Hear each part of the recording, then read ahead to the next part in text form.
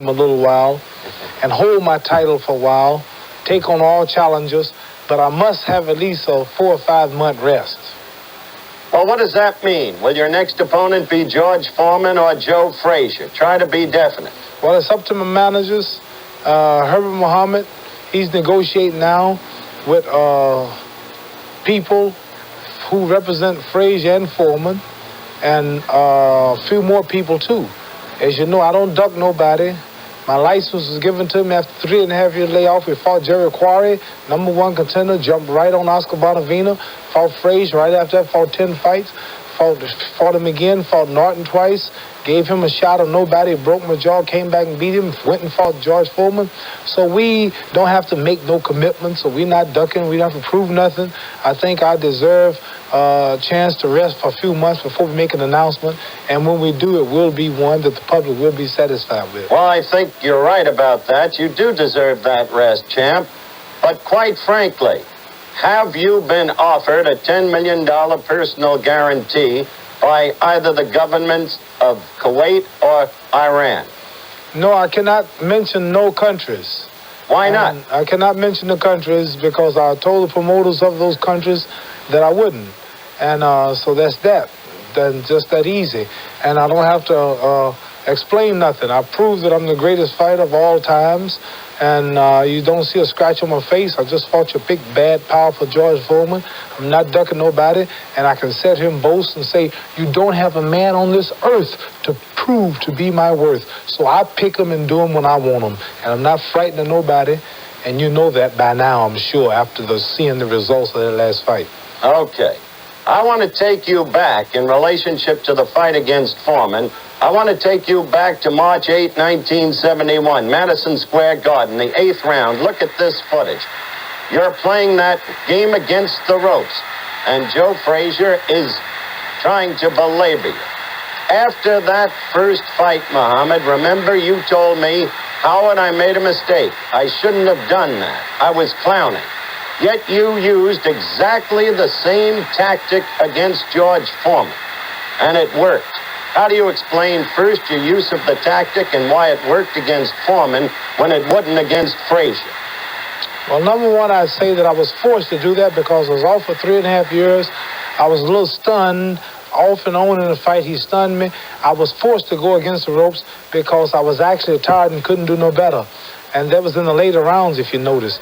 And this was in the first and second round. I played the ropes this time because this man is bigger than Frazier. He's more muscular than Frazier, and he tires. He don't have the stamina Frazier has.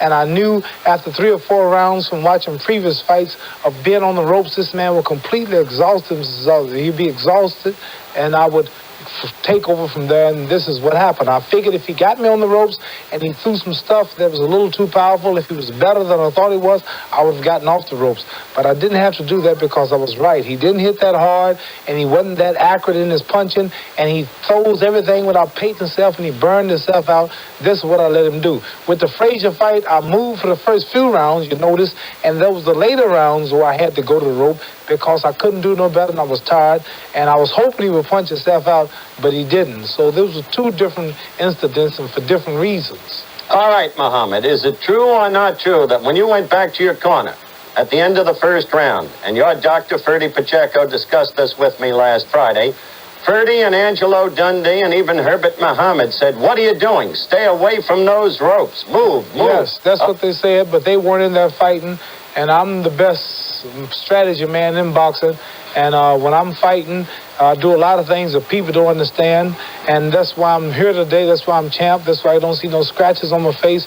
This is why I'm where I'm at, is because I planned the strategy. I realize how much they love me, Herbert Muhammad, and all the people who love me and want me to win don't like to see me on the ropes, and it looks rougher to them than it is. But I knew what I was doing, and I proved to do the right thing, and I appreciate them worrying, but I'm sorry I can't fight the way people out on the outside want me to fight. I have to fight the way I feel it, because I'm the best in boxing, and I know how to plan my fights. All right, champ, that brings up this final point. Did you plan your strategy before the fight, or did you just decide upon it at the moment? It was a spur of the moment thing. I did plan not to dance as much as I publicized. I publicized a lot of dancing to throw the man off track, His trainers, his sparring partners were running in the ring. He was chasing them, thinking that that's what I was going to do. I figured I could dance, but this man stood up straight. A low man like George Foreman and Frazier who ducks, you can dance and punch at them. They're there. But this man stood up straight, and if you dance, you just be dancing and not hitting nothing because he don't come in and give you nothing. So my strategy was to dance and not to dance. And I was going to do what I had to, and I didn't have to do much dancing. Champ, one final question, and this is it. I think everybody in America now believes. You made believers out of all of us because even I picked against you. I thought George would beat you. Right. And I think you've got a whole new cult of followers in this country because of the brilliance of your victory. At the same time, there are always those who don't believe and who start reciting the two Liston fights and say something in this fight looked funny to them because Foreman did so badly. What's your response? I predicted that would be the excuse. I figured the excuse might be, well, it's 4 o'clock in the morning and he was too tired. The Ali Boumaier chants in Africa was dominant for me, and he was frightened, thinking that if he lost, he'd get beat up or assassinated, or probably I did something crooked. So I knew it'd be some excuse. When I win, it's always an excuse, especially a big upset like that. I upset so many people who said I didn't have a chance, so many experts, so many critics. If I got caught in the corner, I just defied the world. So I expect this. But tell them all, look at the fight films, hurry up and show these films to the public, and let them see that not only did I knock this man out, but I outclassed him, outpunched him, I hit him at will, and the man took a terrible scientific beating before I knocked him out. No tricks, no short counts, no loose ropes, and the man just took a supremely superior whooping, and he will never whoop me. No man alive will whoop me as long as I'm in shape. All right, you made it work. You backed it up. I want to thank you very much for spending this time with us. The folks on Monday Night Football, I'm sure, were interested very, very much so. By the way, make your prediction. Who's winning the game tonight? Oh, I'll tell you that in a moment. The Rams, I'll tell you now. All right, well, but I owe you this much.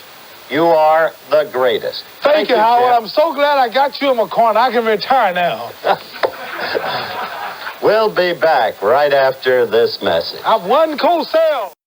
Occasions were not shown tonight because of the special interview with Muhammad Ali. And the halftime highlights are normally brought to you by Tipperillo. Tonight, instead, Tipperillo, the mild cigar that makes everything you do look a little better, brought you that special interview with the heavyweight champion of the world.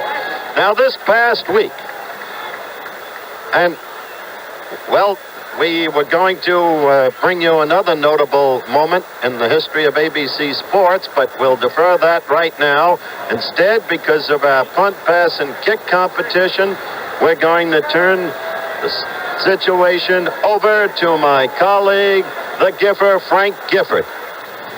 Ladies and gentlemen, we're about to preview some of the NFL stars of tomorrow in the Ford Dealers of America, the National Football League's punt, pass, and kick competition. Now, these youngsters who are about ready to take up this competition have already won at the local and the zone and the district level, and tonight they're going to find out who moves on to the semifinals.